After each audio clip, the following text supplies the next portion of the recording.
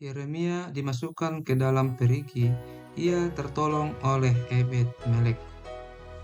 Tetapi Sepaca bin Matan, Gedalia bin Pasyur, Yukal bin Selemia, dan Pasyur bin Malkia mendengar perkataan yang tidak henti-henti diucapkan oleh Yeremia kepada segenap orang banyak itu. Beginilah firman Tuhan, siapa yang tinggal di kota ini akan mati karena pedang, karena kelaparan, dan karena penyakit sampar. Tetapi siapa yang keluar dari sini mendapatkan orang Kasdim, ia akan tetap hidup, nyawanya akan menjadi jarahan baginya, dan ia tetap hidup. Beginilah firman Tuhan, kota ini akan pasti diserahkan ke dalam tangan tentara Raja Babel yang akan merebutnya.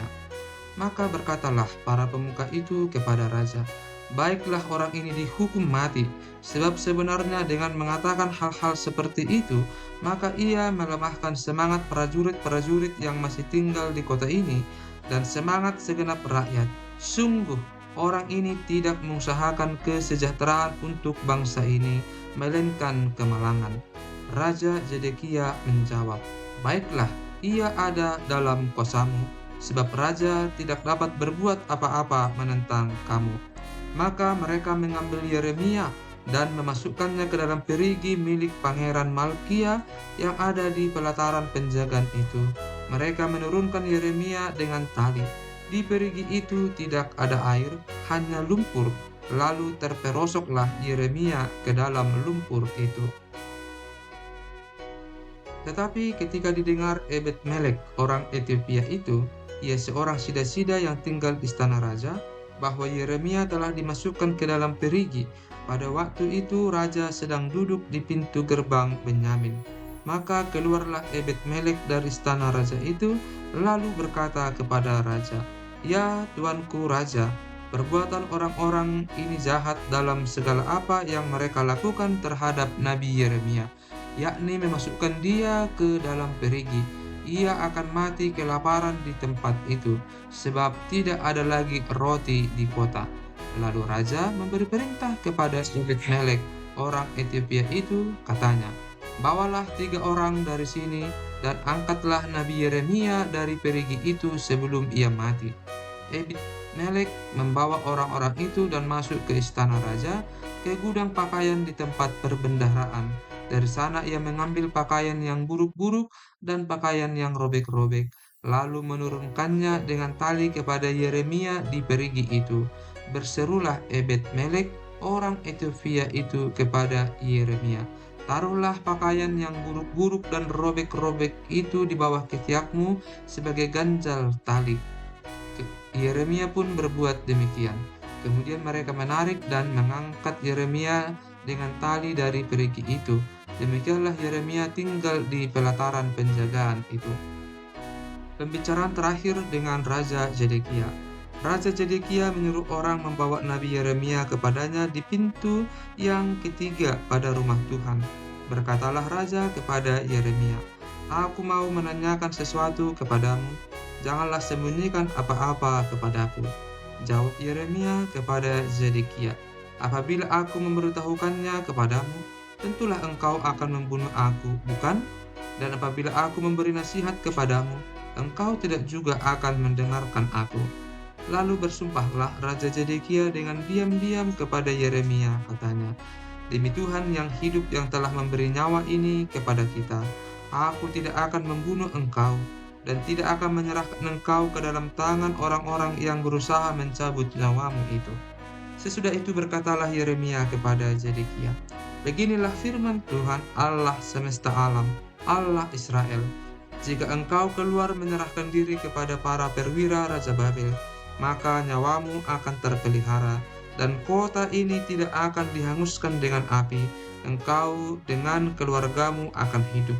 Tetapi jika engkau tidak menyerahkan diri kepada para perwira Raja Babel, maka kota ini akan diserahkan ke dalam tangan orang-orang Kasdim yang akan menghanguskannya dengan api, dan engkau sendiri tidak akan luput dari tangan mereka." Kemudian berkatalah Raja Zedekia kepada Yeremia, Aku takut kepada orang-orang Yehuda yang menyeberang kepada orang Kasdim itu. Nanti aku diserahkan ke dalam tangan mereka, sehingga mereka mempermainkan aku." Yeremia menjawab, "Hal itu tidak akan terjadi. Dengarkanlah suara Tuhan dalam hal apa yang kukatakan kepadamu, maka keadaanmu akan baik dan nyawamu akan terpelihara. Tetapi jika engkau enggan menyerahkan diri, maka inilah firman yang dinyatakan Tuhan kepadaku. Sungguh, semua perempuan yang masih tinggal di istana Raja Yehuda digiring keluar ke hadapan para perwira Raja Babel sambil berseru, 'Engkau diperdayakan, dikalahkan oleh sahabat-sahabatmu.' Tetapi baru saja kakimu terperosok ke dalam lumpur, mereka sudah berpaling pulang. Semua istrimu dan anak-anakmu akan digiring keluar ke hadapan orang-orang Kasdim itu, dan engkau sendiri tidak akan terluput dari tangan mereka, tetapi engkau akan tertangkap oleh Raja Babel, dan kota ini akan dihanguskan dengan api."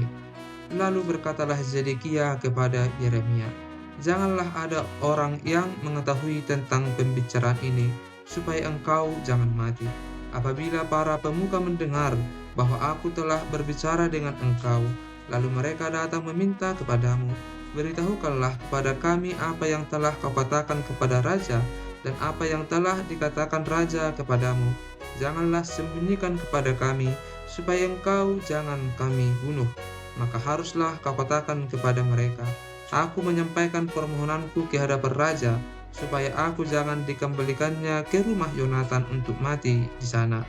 Memang, semua pemuka itu datang bertanya kepada Yeremia, tetapi ia memberi jawab kepada mereka tepat seperti segala yang diperintahkan raja.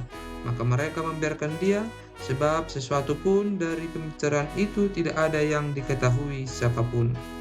Demikianlah Yeremia tinggal di pelataran penjagaan itu sampai kepada hari Yerusalem direbut.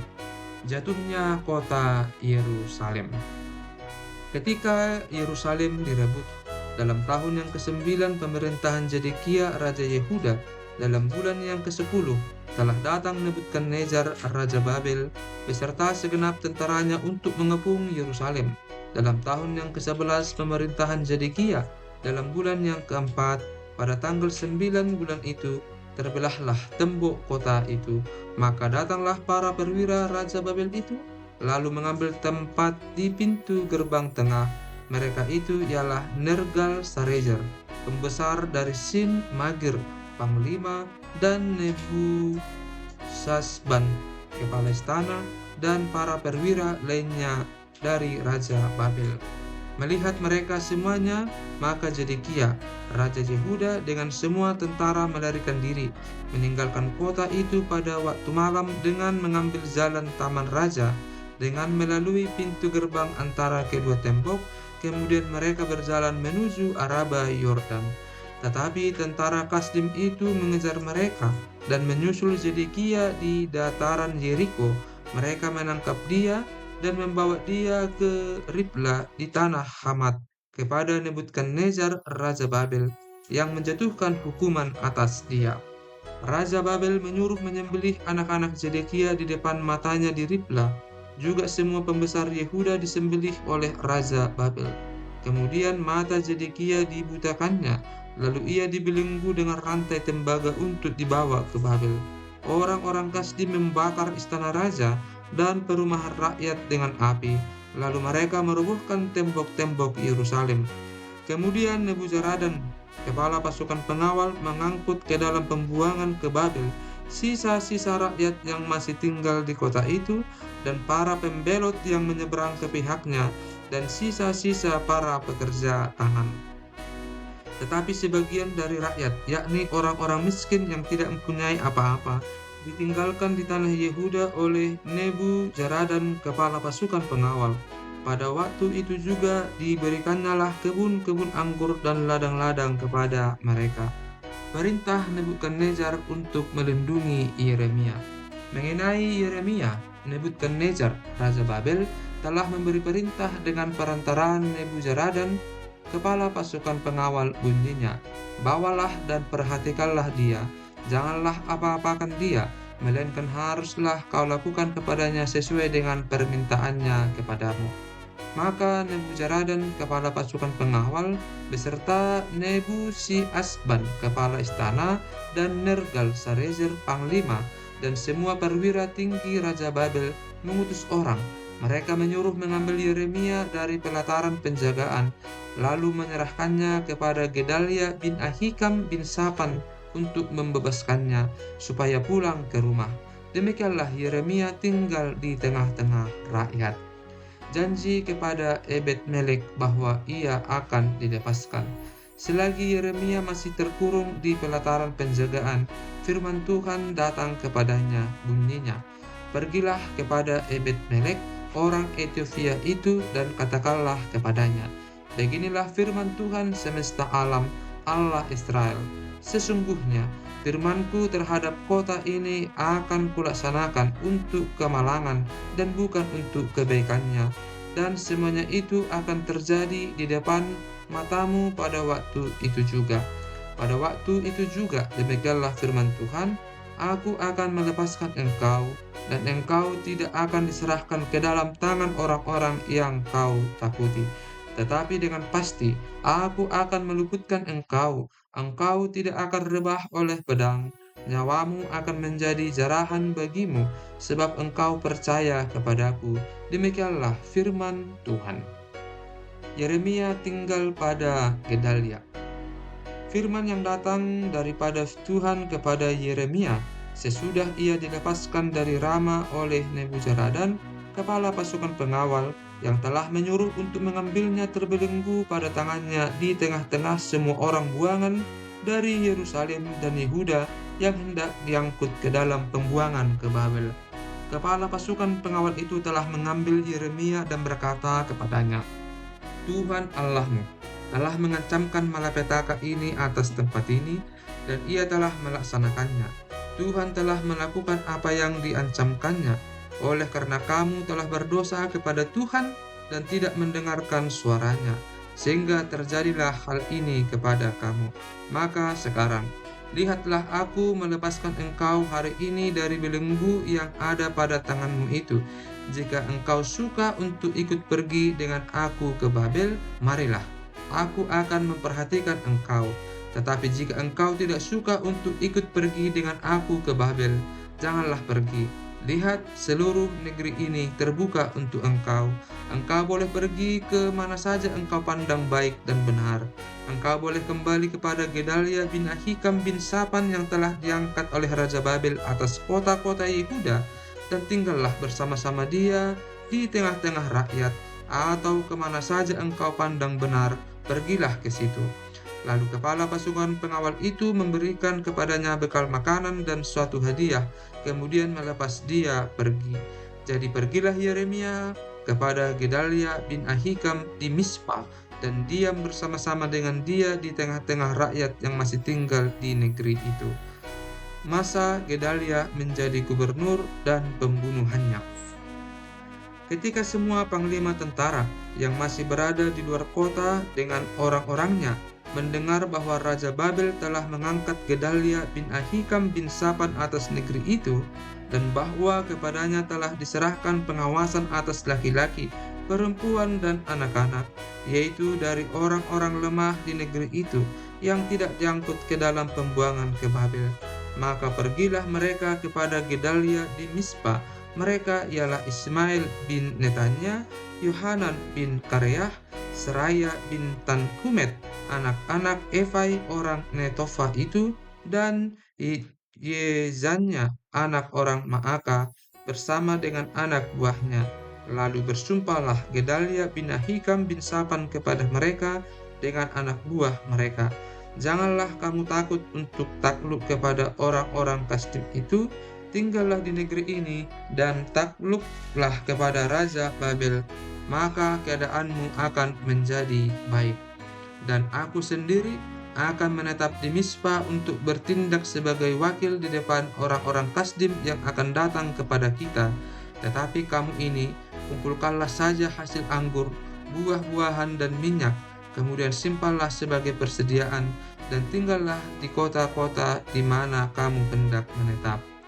Juga ketika semua orang Yehuda yang ada di Moab, di antara Bani Amon, di Edom, dan di negeri-negeri lain, mendengar bahwa Raja Babel telah membiarkan tinggal sisa rakyat di Yehuda dan mengangkat Gedalia bin Ahikam bin Safan atas mereka. Maka kembalilah semua orang Yehuda dari segala tempat ke mana mereka telah berserak-serak dan masuk ke tanah Yehuda kepada Gedalia di Mispa. Mereka mengumpulkan hasil anggur dan buah-buahan amat sangat banyaknya. Pada satu kali, Yohanan bin Kareah dan semua panglima tentara yang masih berada di luar kota datang kepada Gedalia di Mispa, dan mereka berkata kepadanya, "Tahukah engkau bahwa Baalis Raja Bani Amon telah menyuruh Ismail bin Netanya membunuh engkau?" Tetapi Gedalia bin Ahikam tidak percaya kepada mereka. Kemudian Yohanan bin Kareah berkata dengan diam-diam kepada Gedalia di Mispa, "Baiklah, aku pergi membunuh Ismail bin Netanya itu dengan tidak diketahui siapapun juga. Mengapa engkau harus dibunuhnya, sehingga semua orang Yehuda yang telah berkumpul di sekelilingmu berserak-serak lagi, dan sisa Yehuda itu binasa?" Tetapi Gedalia bin Ahikam menjawab Yohanan bin Kareah, "Janganlah lakukan itu, sebab yang kau katakan tentang Ismail itu adalah bohong." Dalam bulan yang ketujuh, datanglah Ismail bin Netanya bin Elisama. Ia keturunan raja dan perwira tinggi raja, beserta 10 orang kepada Gedalia bin Ahikam di Mispa. Sementara mereka makan roti bersama-sama di Mispa, maka bangkitlah Ismail bin Netanya dengan ke-10 orang yang ada bersama-sama dia. Lalu mereka memukul mati Gedalia bin Ahikam bin Safan dengan pedang. Demikianlah Ismail membunuh dia yang telah diangkat Raja Babel atas negeri itu. Juga semua orang Yehuda yang ada bersama-sama dengan Gedalia di Mispa dan orang-orang Kasdim, yakni prajurit yang terdapat di sana, dipukul mati oleh Ismail. Esok harinya sesudah ia membunuh Gedalia, ketika itu belum ada yang tahu, datanglah orang-orang dari Sikem, dari Silo, dan dari Samaria, 80 orang jumlahnya, yang janggutnya bercukur, pakaiannya koyak-koyak, dan badannya bertoreh-toreh. Mereka membawa korban sajian dan kemenyan untuk dipersembahkan di rumah Tuhan. Lalu keluarlah Ismail bin Netanya dari Mispa untuk mendapatkan mereka sambil menangis. Ketika ia bertemu dengan mereka, berkatalah ia kepada mereka, "Pergilah kepada Gedalia bin Ahikam." Tetapi ketika mereka sampai ke tengah-tengah kota itu, maka mereka disembelih oleh Ismail bin Netanya dengan dibantu oleh orang-orang yang bersama-sama dengan dia. Mayat-mayat mereka disempakkan ke dalam perigi.